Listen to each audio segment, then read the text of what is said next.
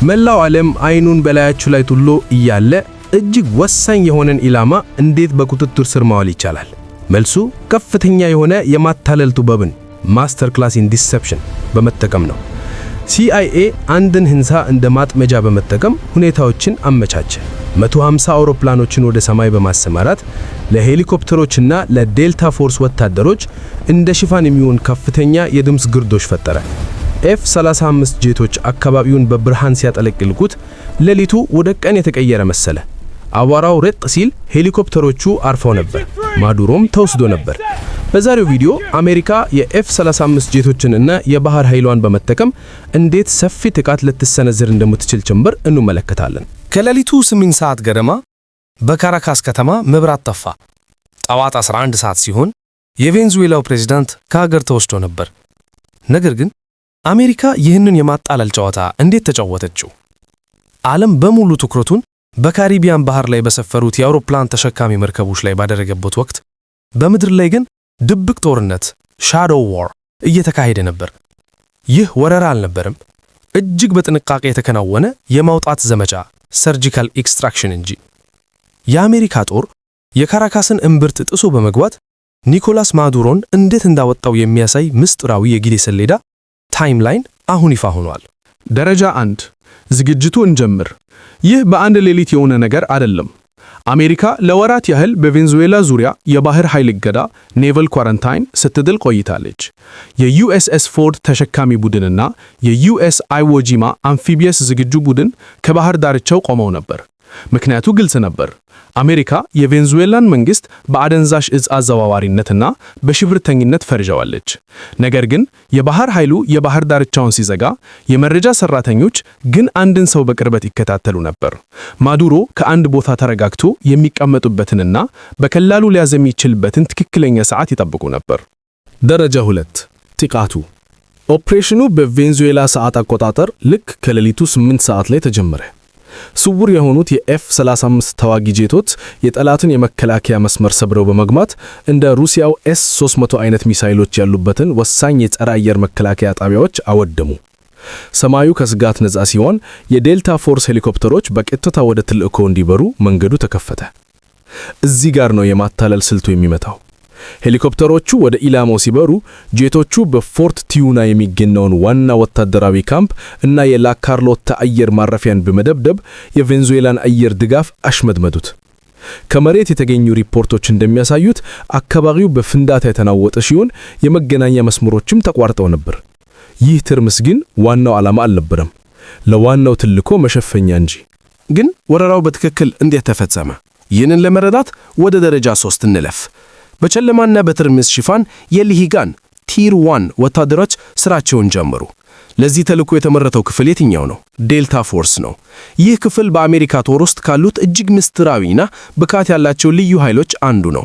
በካራካስ የነበሩ ምስክሮች እንደገለጹት አውሮፕላኖቹ የራዳር እይታን ለማምለጥ ሲሉ የቤቶችን ጣሪያ በመገሸር እጅግ ዝቅ ብለው ይበሩ ነበር። ቡድኑ በሰፊው የፎርት ቲዩና ግቢ ውስጥ ያለን ደህንነቱ የጠበቀ መተለያ ሴፍ ሃውስ ጥሶ ገባ። የቬንዙዌላ ፕሬዝዳንታዊ ዘብዮት ያደረጉት ተቃውሞ ፈጣን ቢሆንም ሄሊኮፕተሮቹ የሽፋን ተኩስ ስለሰጡ በመጨረሻ ከንቱ ሆኖ ቀረ። ወታደሮቹም በፍጥነት በመንቀሳቀስ በተለያዩ ቦታዎች ላይ አረፉ። ግን በቁጥጥር ስር የማዋልና የማውጣት ሥራው እንዴት ተከናወነ? ለዚህም ደረጃ 4ን እንመልከት። ልዩ ሄሊኮፕተሮች አጥቂ ቡድኑን ለማራገፍ በህንፃው ላይ ሲያንዣብቡ፣ በደርዘን የሚቆጠሩ ሌሎች የጥቃት ሄሊኮፕተሮች ደግሞ የመከላከያ ተኩስ ይተኩሱ ነበር። የዴልታ ልዩ ኃይሎች ወርደው ዋናውን ኢላማ መፈለግ ጀመሩ። እንዴት አገኙትም? ነገሩ ቀላል ነው። CIA በኒኮላስ ማዱሮ የቅርብ ሰዎች መሃል ሰላይ አስገብቶ ነበር። በሌላ በኩል በአሜሪካ የሚገኙት የዴልታ ፎርስ አባላት የማዱሮን መኖሪያ ቤት ትክክለኛ አምሳያ በመስራት አይናቸውን ጨፍነው እስኪሰሩት ድረስ ለወራት ልምምድ ሲያደርጉበት ነበር። ወታደሮቹ ወደ ክፍሉ የገቡበት ፍጥነት እጅግ ከፍተኛ ከመሆኑ የተነሳ ጠባቂዎቹ ምላሽ ለመስጠት ጊዜ አልነበራቸውም። የፍላሽ ቦምቦች ድምጽና ብርሃን ጠባቂዎቹን ሲያደናግራቸው ወታደሮቹ በሩን በብየዳ መቁረጫ ብሎቶርች በመክፈት ማዱሮ በሮቹን ቆልፎ ከመሸሸጉ በፊት እጅ ከፍንጅ ያዙት። ማዱሮ በድንጋጤ ድርቅ ብሎ ነበር። የዴልታ ፎርስ አባላት ግቢውን ሲቆጣጠሩ ኒኮላስ ማዱሮ እና ባለቤታቸው ሲሊያ ፍሎሬስ በቁጥጥር ስር ዋሉ። ይህ ድርድር አልነበረም። እንደተያዙ ወዲያውኑ ወደ ማውጫ ቦታ ተወሰዱ። እነዚህ አውሮፕላኖች ከከተማ ሕንፃዎች ላይ ሰዎችን የማውጣትና በአየር ላይ ነዳጅ የመቅዳት ችሎታ አላቸው። በጥቂት ደቂቃዎች ውስጥ ወደ አየር ተነሱ።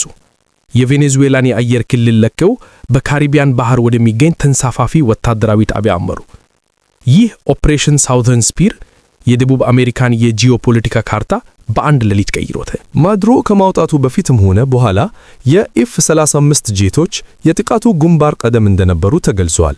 አሜሪካ ለዚህ ኦፕሬሽን ከኤፍ-16 ይልቅ ለምን ኤፍ-35 ጄቶችን እንደመረጠች እንመልከት።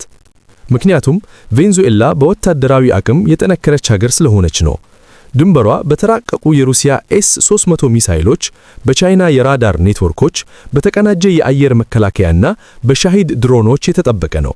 ይህ ደግሞ የቆዩቱ ኤፍ-16 አውሮፕላኖች ተልዕኮውን በሰላም ለመውጣት የሚቸገሩበት እጅግ አደገኛ ቀጠና ይፈጥራል። ቀደም ሲል እንደተገለጸው 150 የሚያህሉ አውሮፕላኖችና 8 ግዙፍ የአሜሪካ አውዳሚ መርከቦች ዲስትሮየርስ በስፍራው ሰፍረው ነበር። በተጨማሪም 3 አምፊቢየስ የአውሮፕላን ተሸካሚዎችና የክትትል አውሮፕላኖች ስላሉት ይህ ስብስብ ዘመናዊ የአየር መከላከያዎችን መስበር የሚችል ግዙፍ የጦር ኃይል ያደርገዋል። ይህም አስፈላጊ ሆኖ ከተገኘ የቬንዙዌላን አጠቃላይ የአየር መከላከያ መረብ ለመደምሰስ ያለውን ዝግጁነት ያሳያል። ግን የቬንዙዌላ አየር ኃይል ጣልቃ መግባት ለምን ተሳነው?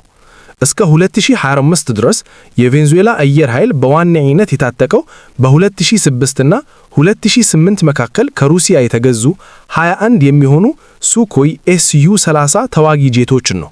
በተጨማሪም 3 ባለ 1 መቀመጫና 2 ባለ 2 መቀመጫ የሆኑ 5 የሚሰሩ አሮጌ ኤፍ-16 አውሮፕላኖች አሏቸው። እነዚህ ኤፍ-16ኖች እያረጁ ያሉና በአሜሪካ ማዕቀብ ምክንያት የመለዋወጫ እጥረት ያለባቸው ናቸው፣ ምንም እንኳን በእስራኤል እርዳታ የተወሰነ ማሻያ ቢደረግላቸው። ቬንዙዌላ የኤፍ-16 ጄቶቿን ከአሜሪካ ያገኘችው በግንቦት 1982 ፒስ ዴልታ በተባለ ስምምነት ሲሆን ይህም በወቅቱ ጥሩ ግንኙነት በነበራቸው ጊዜ ነበር። ኤፍ-16ን የታጠቀች የመጀመሪያዋ የላቲን አሜሪካ ሀገር ስትሆን ርክክቡ በ1983 እና 1985 መካከል ተከናውኗል። አሜሪካ አሁን ባሉ ኦፕሬሽኖች ውስጥ ኤፍ-16ን የማትጠቀመው እነዚህ ጄቶች ኤስ-300 እና ሌሎች ዘመናዊ መከላከያዎችን ለማምለጥ የሚያስፈልገው የድብቅነት ስቴልዝ አቅም ስለሌላቸው ነው። በቻይናና ሩሲያ ራዳሮች የሚታገዙት ዘመናዊ የኤስ-300ቪ ሲስተሞች የቆዩ አውሮፕላኖችን ከርቀት በቀላሉ አግኝተው መምታት ይችላሉ። ኤፍ-16ቶችን ወደ እንደዚህ አይነት አካባቢ መላክ ለራዳርና ለሚሳኤል ጥቃት የተጋለጡ ስለሆኑ ከፍተኛ መስዋዕትነት ያስከፍላል። የሩሲያ ቡክ የአየር መከላከያ ሲስተም ኤፍ-16ን በቀላሉ ሊያጠፋ እንደሚችል መዘንጋት የለብንም። እነዚህ ርካሽ የቡክ ሲስተሞች ቀድሞውኑ በመላ ሀገሪቱ ተንቀሳቃሽ ሆነው ተሰማርተዋል። በተጨማሪም ቬንዙዌላ ለሱለላና ለጥቃት በሚያገለግሉ የኢራን ሻሄድ ድሮኖች በተሞላ ሰማይ ውስጥ የኤፍ-16ቶች ውጤታማነት ዝቅተኛ ነው። ኤፍ-35 ግን በዚህ ረገድ ወሳኝ ብልጫ አለው። በራዳር ያለመታየት ስቴልዝ ዲዛይኑ ሳይታወቅ ወይም በትንሽ ስጋት ወደ ጠላት ክልል እንዲገባ ያስችለዋል። የተራቀቁ ሴንሰሮች፣ የኤሌክትሮኒክስ ጦርነት አቅም እና የመረጃ ትስስር ችሎታው ተንቀሳቃሽና ቋሚ የአየር መከላከያ ጣቢያዎችን በአንድ ጊዜ ለመቆጣጠርና ለማጥቃት ያስችለዋል። ጄቶቹ የጸረ አየር መከላከያዎችንና የቬንዙዌላን ጦር ሲያሽመደምዱ ይህ ሲአይኤ እና ልዩ ኃይሎች ወደ ኢላማቸው እንዲገሰገሱ አስችሏል።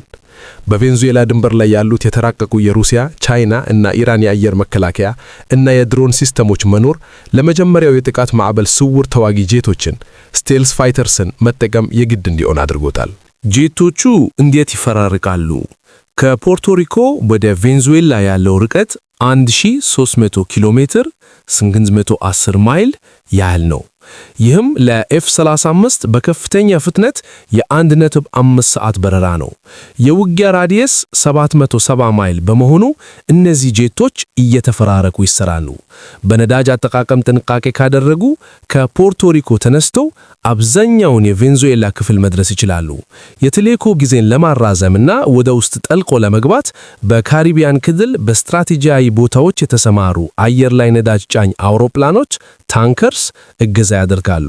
ፈጣን ጥቃት በሚያስፈልግበት ጊዜ በኤፍ-35 ቢዎች የታጠቁ የአሜሪካ አምፊቢየስ የጥቃት መርከቦች ጄቶችን በፍጥነት ማሰማራት ይችላሉ።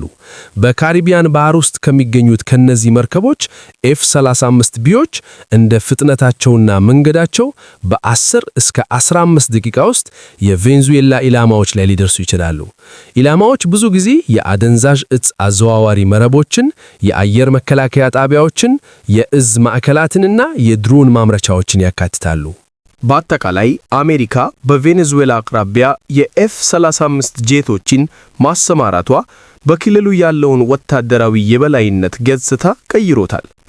የተራቀቁ የአየር መከላከያዎችን ለማሸነፍ እና በቬኔዙዌላ ባሉ ኢላማዎች ላይ የአየር የበላይነትን ለመውሰድ የድብቅነትን፣ የላቁ ሴንሰሮችንና የኤሌክትሮኒክስ ጦርነትን አጣምሮ ይዟል።